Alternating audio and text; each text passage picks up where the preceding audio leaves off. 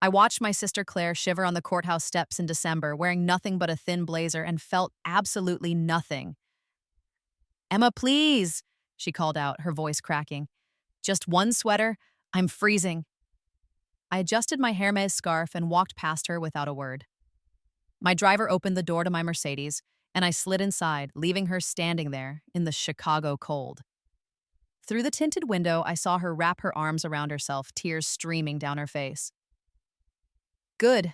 Let me tell you how we got here. In my first life, I died at 28 in a studio apartment in Miami, alone and penniless. The cause of death was officially ruled as complications from pneumonia, but really, I died of a broken heart and an empty bank account. I died wearing a threadbare t-shirt because my sister had taken all my sweaters, all my warm clothes, everything of value I'd ever owned. I died thinking about that last winter in Chicago, 5 years before, when everything fell apart. I was reborn at 18, the morning of my high school graduation. I woke up in my childhood bedroom with tears streaming down my face and 10 years of memories flooding back. The pale yellow walls, the water stain on the ceiling from when Claire had accidentally left the bath running in the bathroom above mine. The smell of my mother's cooking wafting up the stairs, her famous cinnamon rolls that she only made for Claire's special occasions. It was May 15th. I knew what was coming. My family had never loved me. That wasn't self-pity or teenage angst. It was just a fact, as solid and undeniable as gravity. My father, Richard, was a successful real estate developer who'd remarried when I was 5 after my mother, my real mother, died in a car accident. His new wife, Patricia, came with Claire, who was exactly my age, born just 3 months after me. From day one, Patricia made it clear that Claire was the priority. Claire got the bigger bedroom. Claire got the new clothes. Claire got piano lessons and art classes and a car for her 16th birthday. I got hand-me-downs and lectures about being grateful and a bus pass. My father enabled it all. He'd check out whenever Patricia favored Claire, bury himself in work, convince himself that he was just keeping the peace. When I'd complain, he'd say I was being dramatic.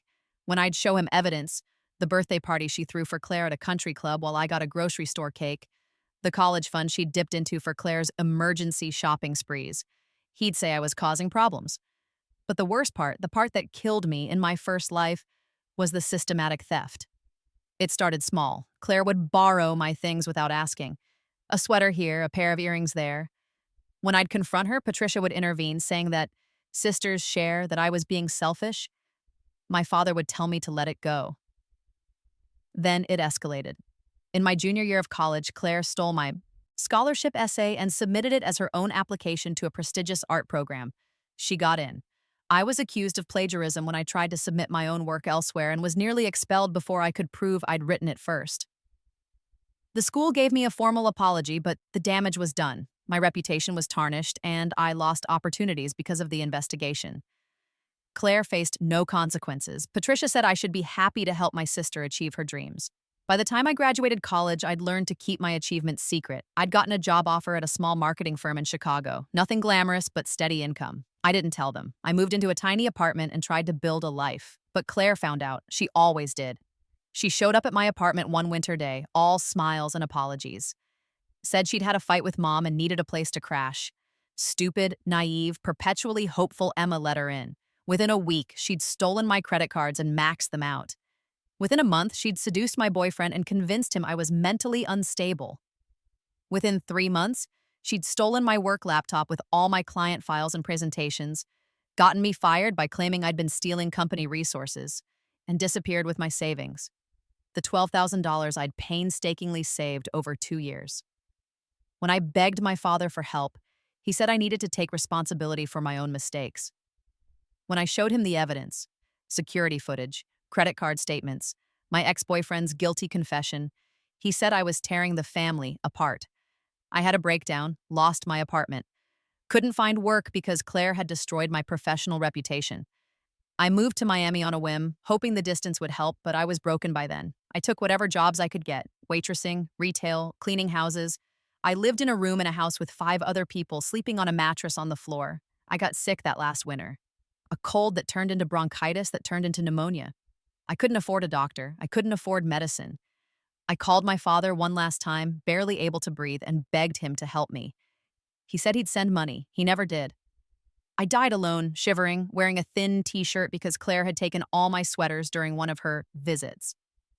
She'd shown up in Miami unannounced 6 months before I died, stayed for a week, and when she left, half my belongings went with her, including every warm piece of clothing I owned. The last thought I had before I died was about a cardigan. A soft gray cardigan my real mother had knit for me before she died. It was the only thing I had left of her. Claire had taken it without asking, worn it to a party, and spilled wine on it. She'd laughed when I cried about it. That was the memory I died with, and that was the memory I woke up with on May 15th, 10 years in the past. I lay in bed that morning, staring at the water stain on the ceiling, and made a decision. I would not live that life again.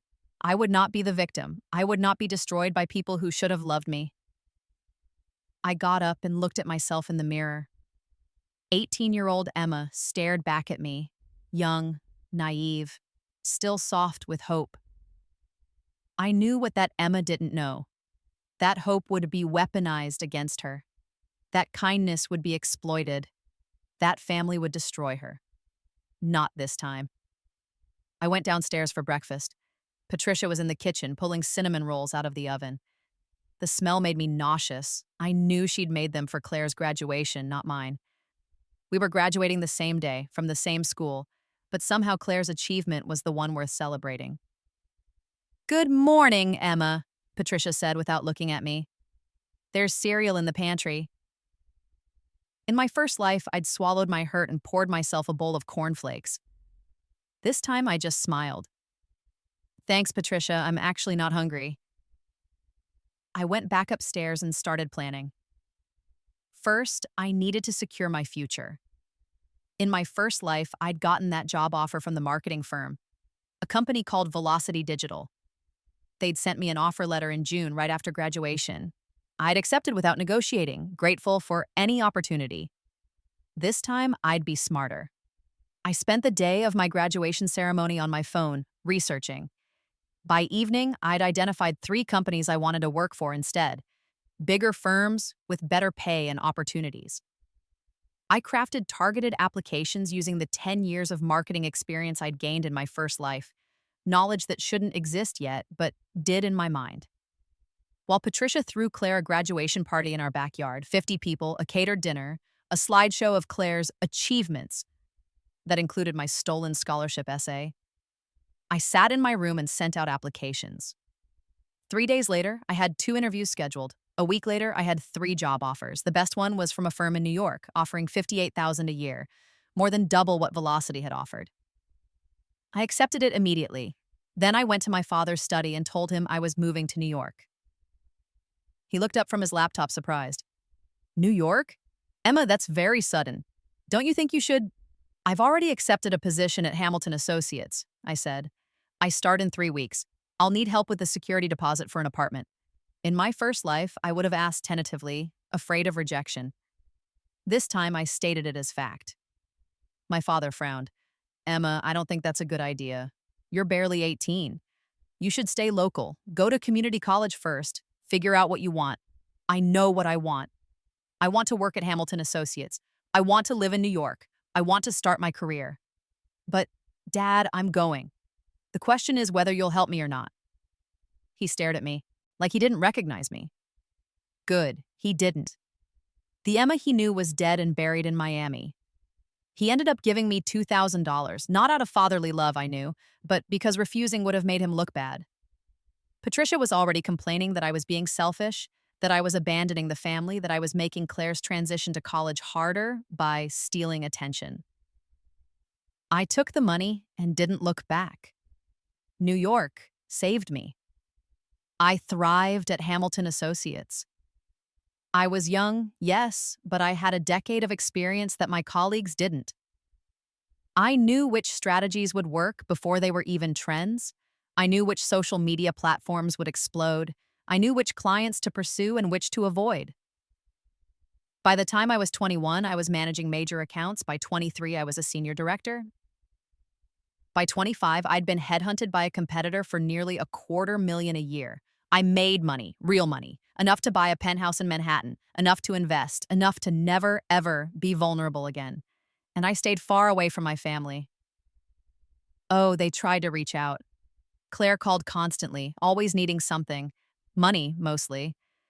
Patricia would leave voicemails about family obligations and how I was being selfish. My father would send awkward emails about touching base. I ignored them all. In my first life, my weakness had been my desperate need for their love. I'd kept trying, kept hoping, kept letting them back in. Not this time. This time, I knew the truth. They didn't love me. They loved what they could take from me, so I gave them nothing. Years passed. I dated, traveled, built an incredible life. I made real friends, people who valued me, who didn't see me as a resource to exploit. I went to therapy and worked through the trauma. I became the person I should have been in my first life. And then, when I was 26, I got a call that changed everything. It was from a lawyer in Miami. Ms. Chen, this is Robert Martinez from Martinez and Associates. I'm calling regarding the estate of Sophia Chen. I froze. Sophia Chen. My real mother's name. I don't understand, I said. My mother died when I was 5. Yes, ma'am. I apologize for the confusion. I'm actually calling about your maternal grandmother, Sophia Chen Sr. She passed away last week. I sat down heavily. I'd never met my grandmother. My father had told me she'd cut off contact after my mother died, that she blamed him for the accident, that she wanted nothing to do with us. Another lie, I realized. Why are you calling me? I asked. Because you're the sole beneficiary of her estate. The estate was worth $43 million. My grandmother had been a successful businesswoman in Miami, owner of a commercial real estate empire. She'd never remarried after my grandfather died. She'd spent her life building wealth and searching for me, her only grandchild. But my father had hidden me from her. He'd intercepted her letters, blocked her calls, told me she was dead, all because she'd threatened to take custody of me after my mother died, claiming he was an unfit parent. He'd been right to be afraid.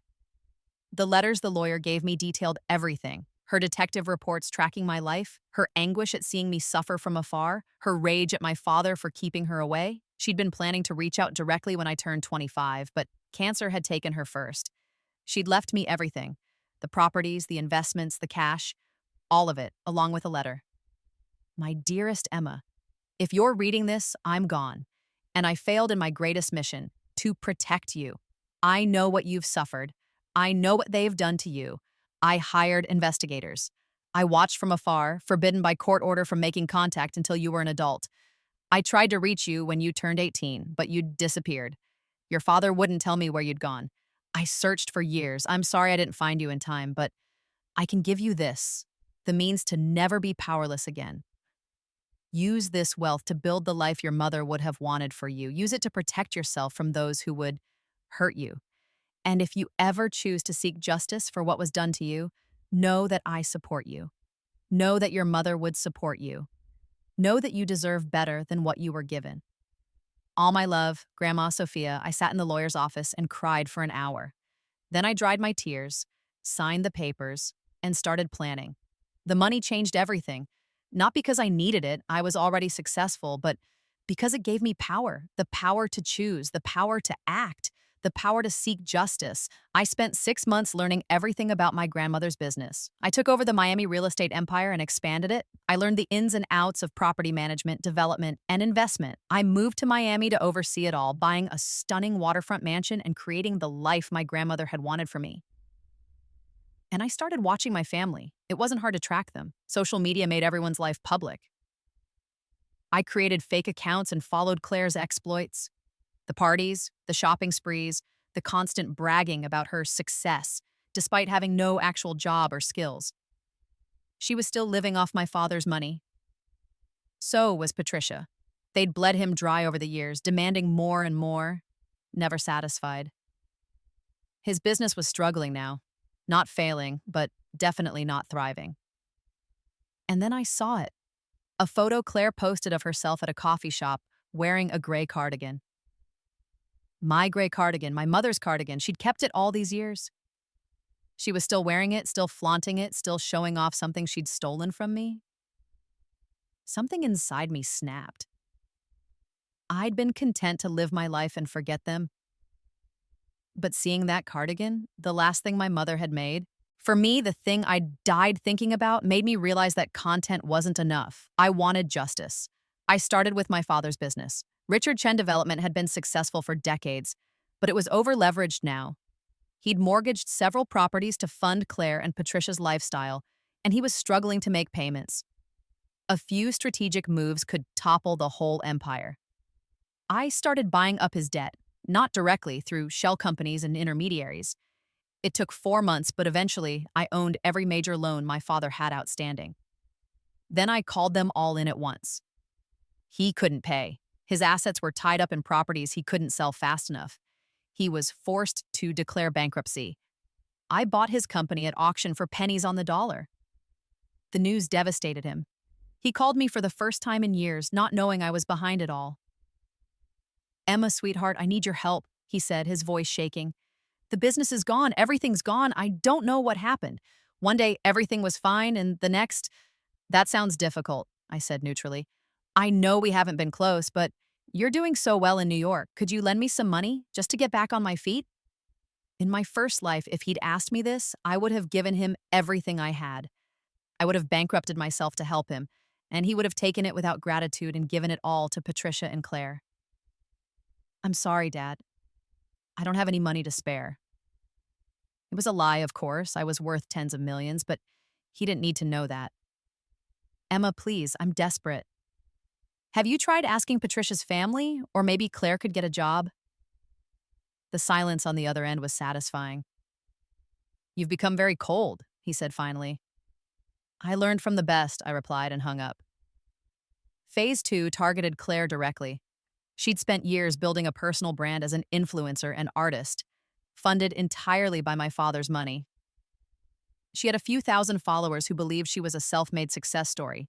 She sold prints of her artwork that was often traced or copied from other artists for hundreds of dollars each. She was, in short, a fraud. I hired a team of investigators to document every piece of art she'd ever stolen, every photograph she'd passed off as her own, every essay she'd plagiarized in college, every lie she'd told.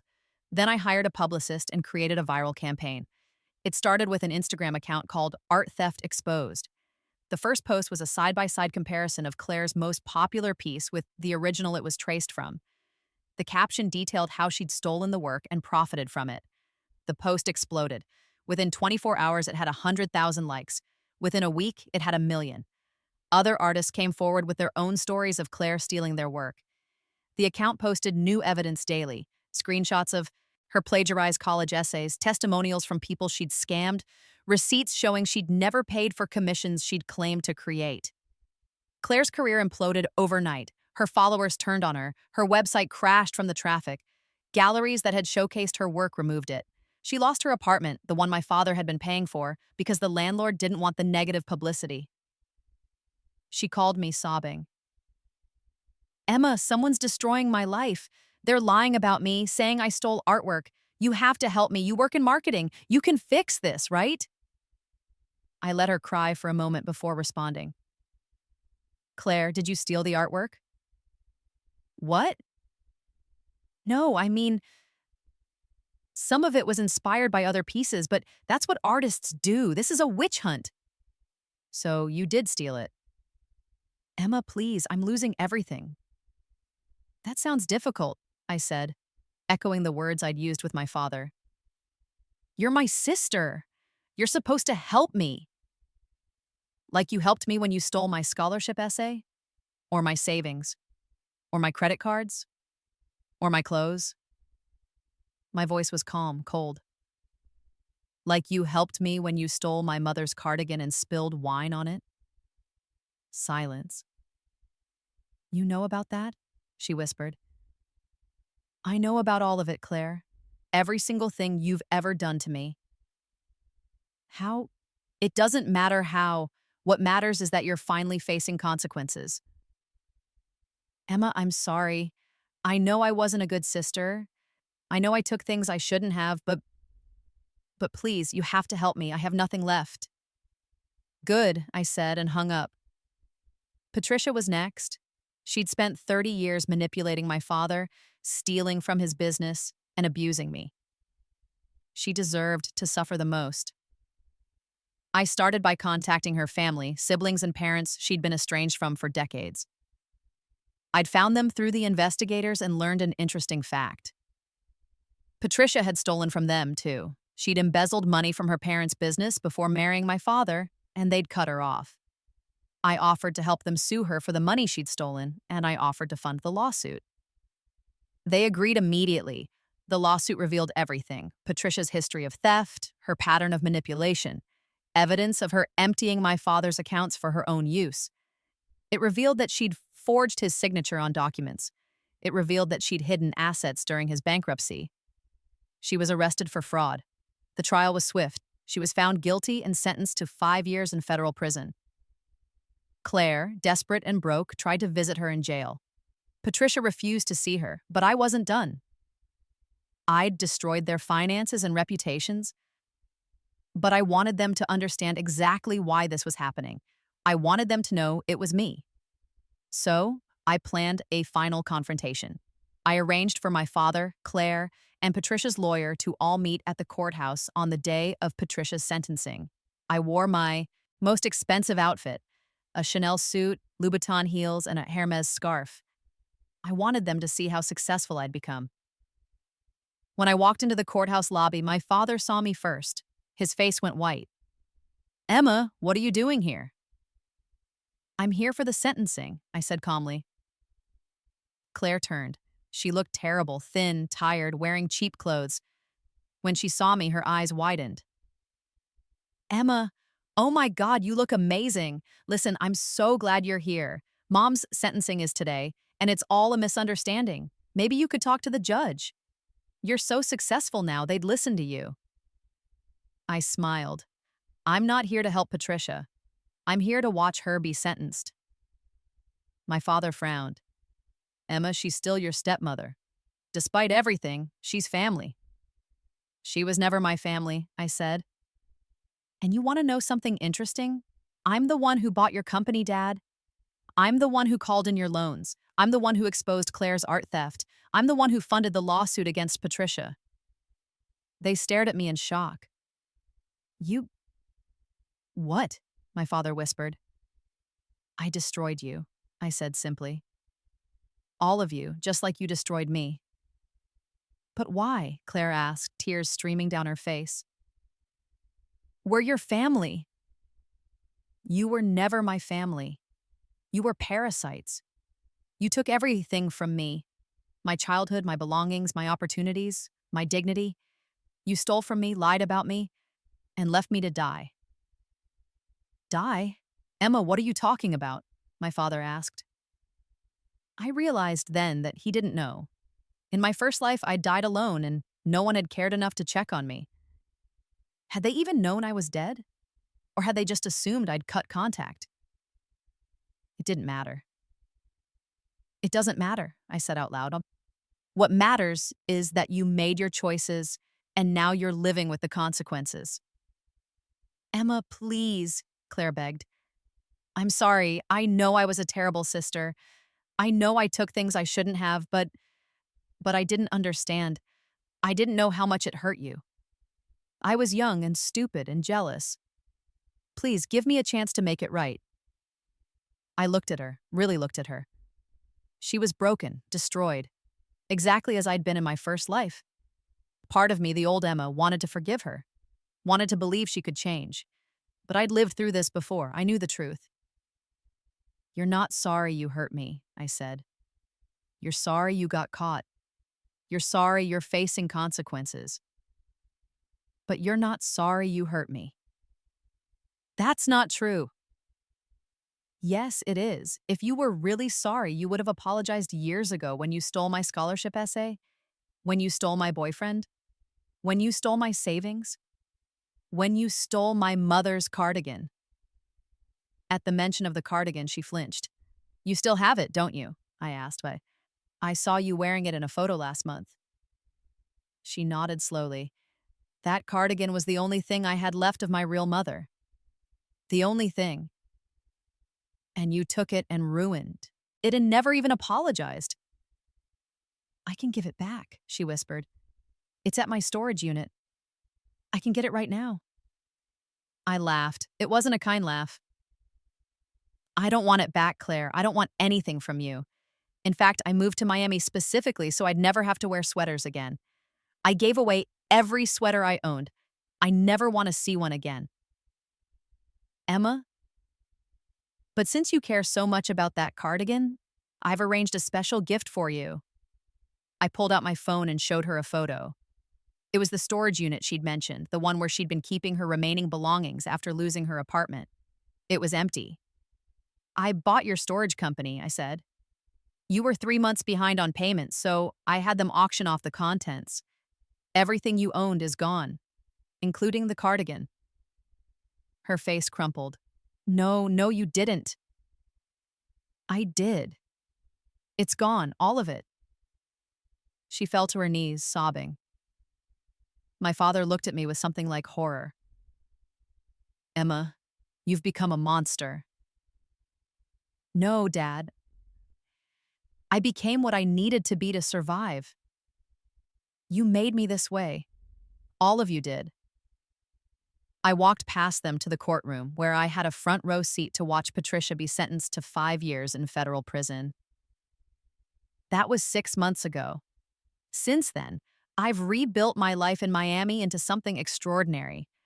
I run my grandmother's real estate empire and have expanded it into a multi-state operation. I've donated millions to charities that help abused children and young women escaping toxic families. I've used my platform to advocate for family abuse survivors. My father sold his house to pay his debts and now lives in a small apartment. He works as a property manager for one of my companies, though he doesn't know I own it. I make sure he's paid fairly but not generously. He's learning what it's like to live paycheck to paycheck.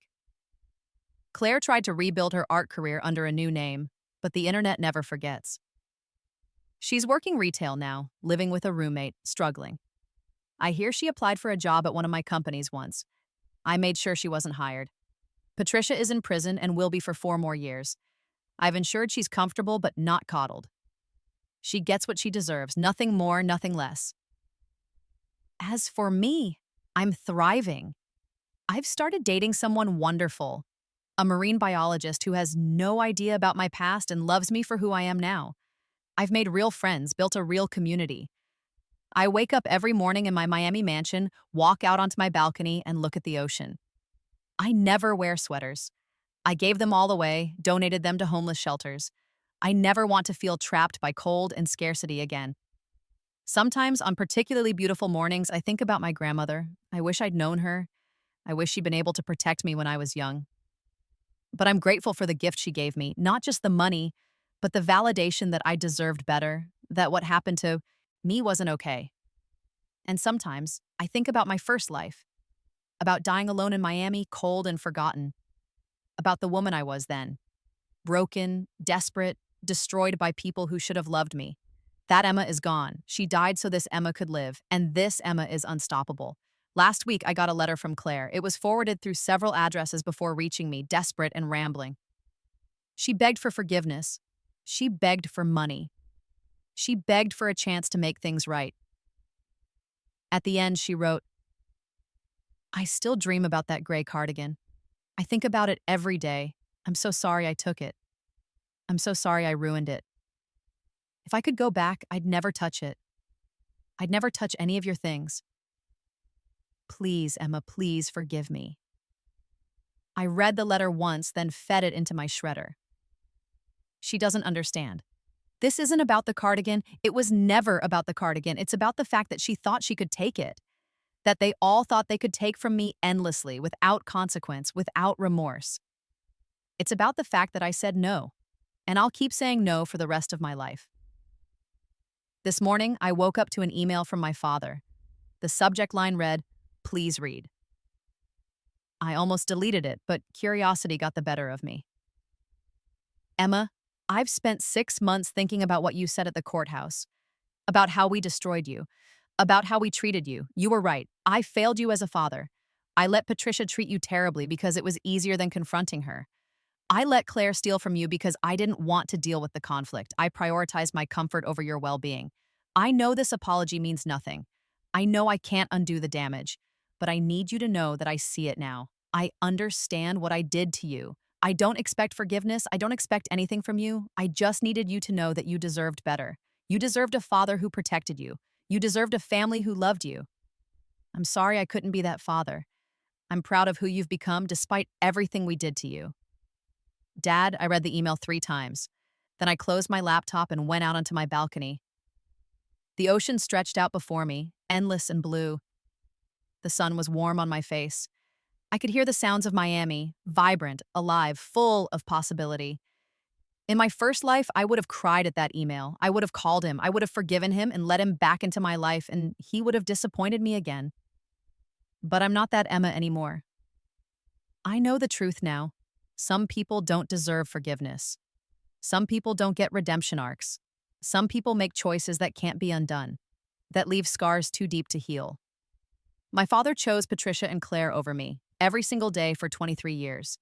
He chose his own comfort over my well-being. He chose to ignore my suffering because acknowledging it would have required him to take action. He doesn't get to feel better about those choices just because he finally understands them. I deleted the email and blocked his address. Then I called my boyfriend and asked if he wanted to go sailing. We spent the day on the water, laughing and kissing and being young and happy. I wore a sundress and sandals and sunglasses.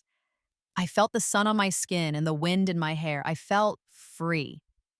That night, we had dinner at my favorite restaurant, a little Cuban place near the beach with the best ropa vieja in Miami. Over mojitos and plantains, my boyfriend told me about his research on coral reef restoration.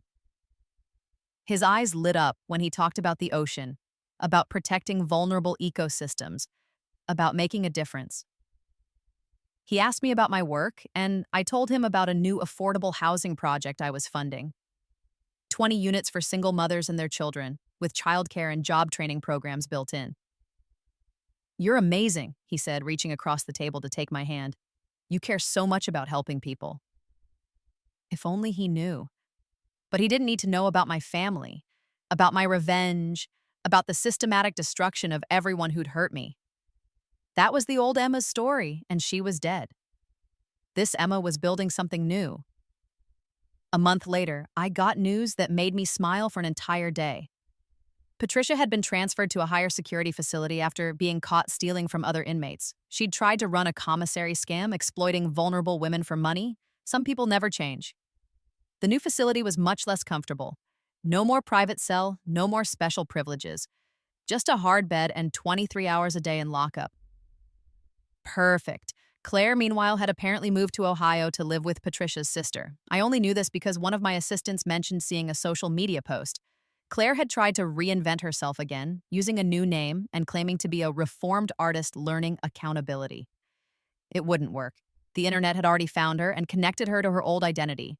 Her new life was crumbling before it began, and my father? He'd started dating someone new, a kind woman his own age who worked as a teacher. I'd had her checked out just in case. She was genuine, not a gold digger. Maybe he'd finally learned something. Not that it mattered to me. I was too busy living my own life to care about his. By the time I turned 28, the age I'd died in my first life, I'd built an empire worth over $100 million. My grandmother's fortune had been the seed, but I'd grown it exponentially through smart investments, business acquisitions, and sheer determination. I owned properties in 12 states. I employed hundreds of people. I'd been featured in Forbes and Fast Company. I was invited to speak at conferences about real estate development and women in business. I was successful beyond anything first life Emma could have imagined, but more asa. Importantly, I was happy. I had people in my life who genuinely cared about me. My boyfriend, who'd proposed on a beach at sunset with a ring he'd designed himself. My friends who showed up for me without expecting anything in return. My therapist who helped me process the trauma and become healthier. I'd learned to trust again. Not easily, not quickly, but genuinely. I'd learned that not everyone was like my family. That some people could be kind without ulterior motives. That love didn't have to come with conditions. I'd learned that I deserved good things. On the anniversary of my first death, December 20th,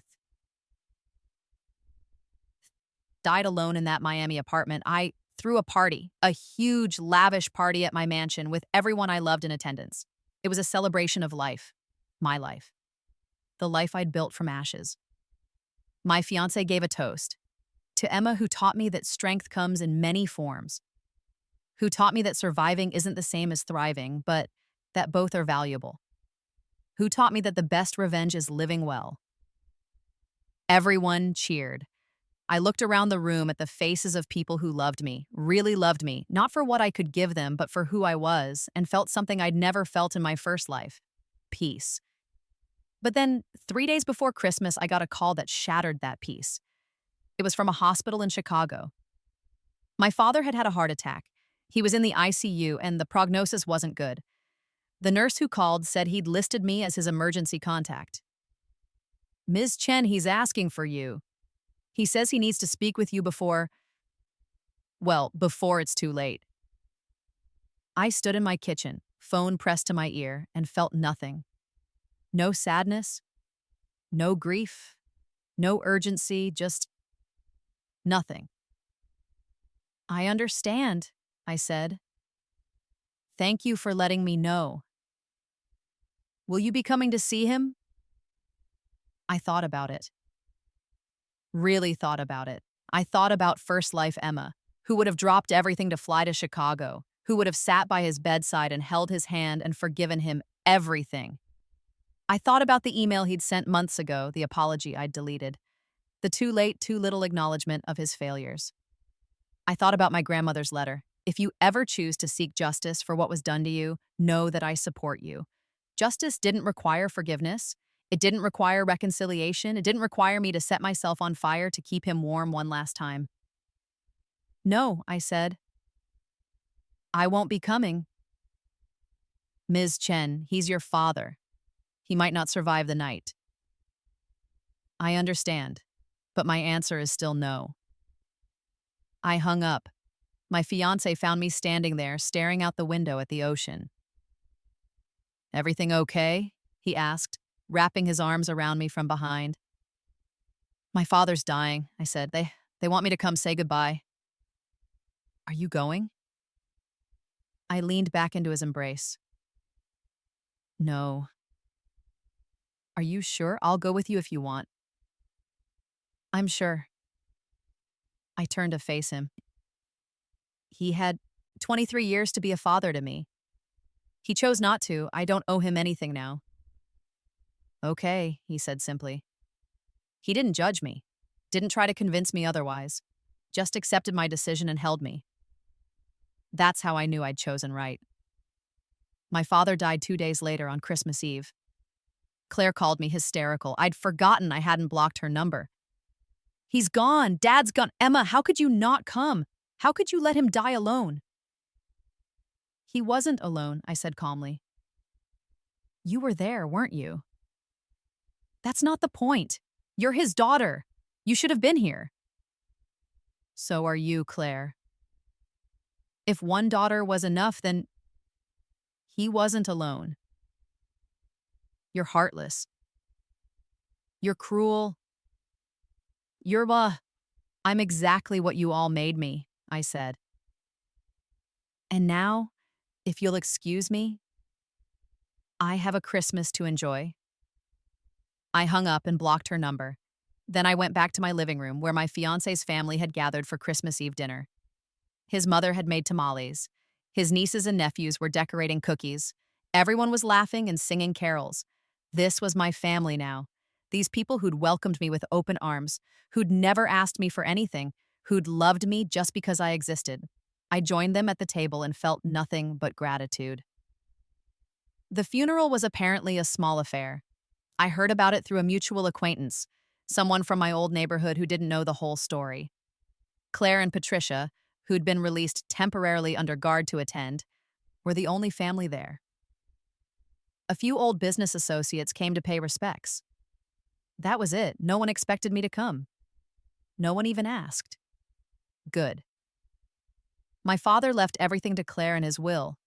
The few assets he had left, mostly some personal items and a small life insurance policy. It wouldn't be much, maybe $20,000 total. I hoped she used it wisely, but I doubted she would. 6 months after my father's death, I got married. It was a beautiful ceremony on the beach at sunset, with 50 of our closest friends and family. My fiance's family treated me like I'd always been one of them. My friends gave speeches about how far I'd come, how strong I was, how much they loved me. No one from my blood family was there. Not that I'd invited them, but as I stood at the altar looking into my husband's eyes, I thought about my real mother, about the woman who'd knit me that gray cardigan, who'd loved me for the few years we'd had together, who'd died too soon. I thought about my grandmother, who'd watched over me from afar and given me the tools to save myself.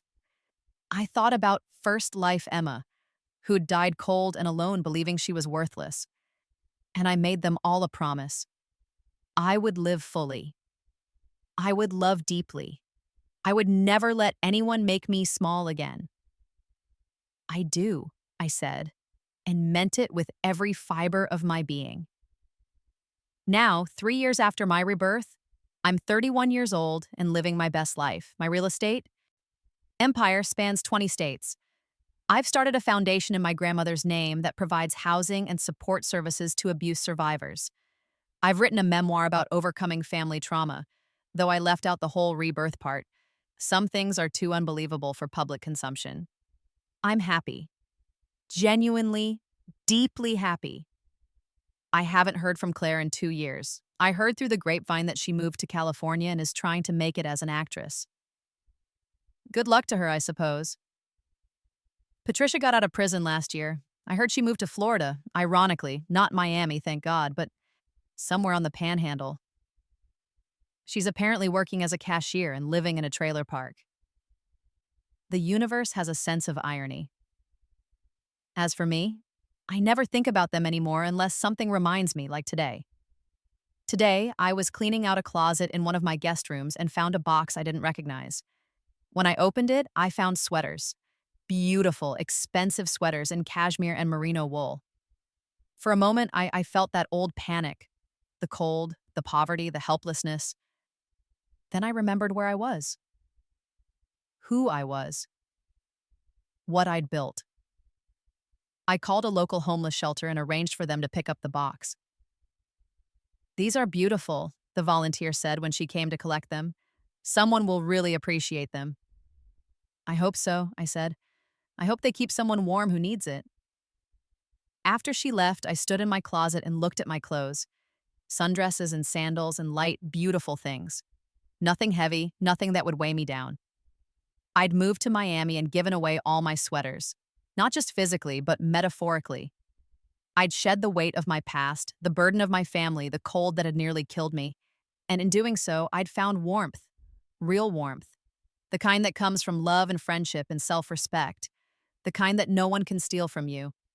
I closed the closet door and walked out onto my balcony. The Miami sun was setting, painting the sky in shades of orange and pink. The ocean stretched out before me, endless and free. I thought about Claire wearing my cardigan all those years ago, about how much that had hurt me, about how I'd let that hurt define me for so long. And then I let it go. Not forgiveness. I would never forgive what they did to me, but release. Acceptance that it happened, that it shaped me, but that it doesn't control me anymore. They don't control me anymore. I control me. And that makes all the difference. Last week, I got an email from an address I didn't recognize. When I opened it, I realized it was from Claire. She'd apparently been reading my memoir. She'd figured out that she was the sister in the book, despite all the details I'd changed to protect identities. The email was long, rambling, desperate. She talked about how reading the book had made her realize the extent of what she'd done. How she'd never understood how much she'd hurt me. How she was in therapy now, working on herself, trying to be better. She said she didn't expect forgiveness. She just wanted me to know that she was sorry. Really, truly sorry. At the end, she wrote, "I still think about that cardigan sometimes. I know it's probably long gone by now. But I want you to know that I understand what it meant, not just as an object, but as a symbol. It was your mother's love made tangible, and I destroyed it. I destroyed so many things. I can't fix them. I can't go back, but I want you to know that I see it now. I see what I did to you, and I'm so, so sorry. I hope you're happy. I hope you found peace. I hope you found people who love you the way you deserved to be loved all along. I don't deserve your forgiveness, but I hope you've forgiven yourself for anything you think you did wrong. Because you didn't do anything wrong. We failed you. Not the other way around. I'm sorry, Emma, for everything. Claire. I read the email once, then I read it again. Then I sat with it for a long time, feeling something. Not forgiveness exactly, but maybe understanding, maybe closure. I wrote back, Claire, thank you for your email. I believe that you are sorry. I believe that you're working on yourself, but I need you to understand something. Being sorry doesn't undo the damage.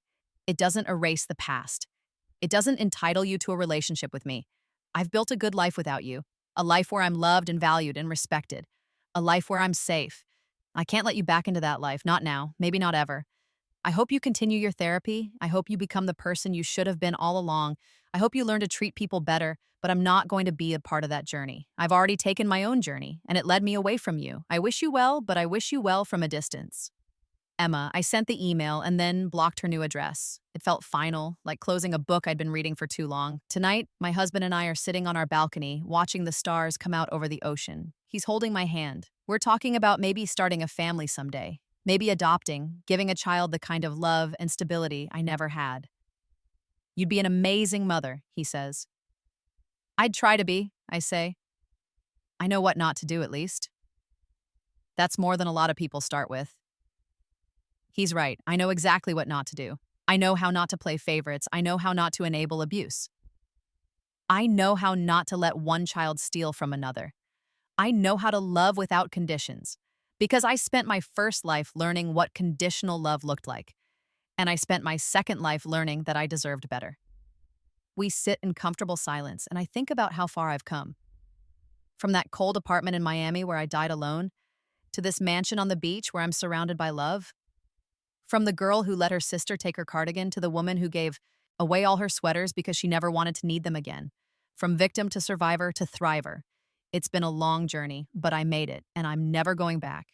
The ocean breeze is warm on my face. My husband squeezes my hand. Somewhere in the house, music is playing, something light and happy. This is my life now. This is who I am, and no one can take it from me. Not anymore. Not ever again. I wore my mother's cardigan in my first life, and my sister took it without asking. In my second life, I moved to Miami and gave away all my sweaters. And in doing so, I found everything I'd ever needed. Freedom, peace, myself. That's the real revenge, I think. Not the bankruptcy or the exposure or the prison sentence. The real revenge is being happy despite them, being successful despite them, being loved despite them. The real revenge is living well, and I'm living better than well. I'm living extraordinarily. The end.